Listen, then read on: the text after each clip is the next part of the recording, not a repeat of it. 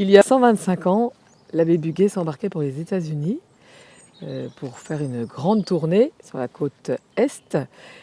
Plus d'un siècle après, vous êtes parti à votre tour avec Don Paul Denisot, Martine Courvoisier, aux États-Unis en décembre 2022. Quel était l'objectif de cette mission ?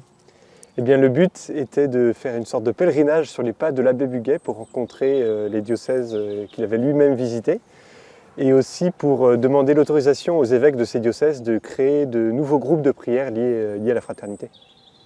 Est-ce qu'il y avait déjà des groupes de prière aux États-Unis ? Alors à l'époque de l'abbé Buguet, sa mission a eu beaucoup de succès, entre guillemets, donc beaucoup de personnes ont adhéré à la fraternité. Et il y avait vraisemblablement un certain nombre de groupes de prière, mais aujourd'hui il n'en reste plus qu'un, donc nous aimerions en créer de nouveaux pour que les âmes du purgatoire soient aussi priées aux États-Unis, enfin pour qu'on prie pour elles aussi aux États-Unis.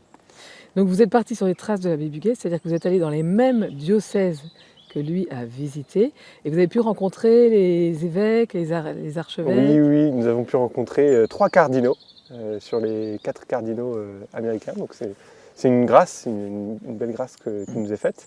Nous avons été très bien accueillis. Je pense que le meilleur accueil que nous ayons eu, ça doit être l'archevêque de New York, le cardinal Dolan.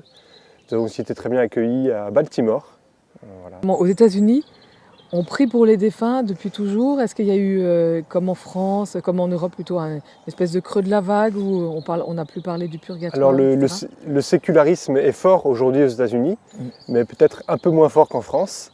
Mais voilà, les évêques nous ont dit qu'il arrivait et nous pensons que peut-être la prière pour les morts justement peut être une manière de lutter aussi contre la sécularisation de la société. Aux États-Unis, il y a aussi beaucoup d'immigrés, notamment il y a eu des immigrés irlandais qui avaient une grande dévotion pour les âmes du purgatoire. Et encore aujourd'hui, il y a beaucoup d'immigrés qui ont une dévotion pour les défunts.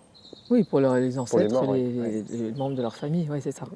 Donc ça rencontre un écho. Oui, tout à fait. Ouais. Et alors, quelles ont été vos impressions ?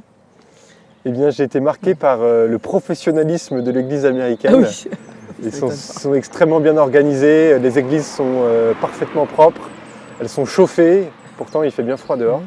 Donc voilà, il y a une hiérarchie qui est assez marquée, enfin, on sent que c'est très professionnel.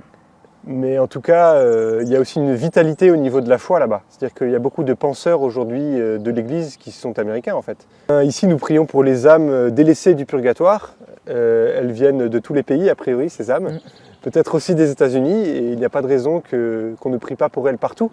Donc je pense que l'enjeu, c'est de dire à un pays aussi nombreux que les États-Unis qu'il faut qu'ils pensent à leurs défunts et qu'ils prient pour eux, de ne pas les oublier tout simplement. En Afrique, la fraternité est bien présente, peut-être aussi parce qu'il y a beaucoup de pays qui parlent français en Afrique tout simplement.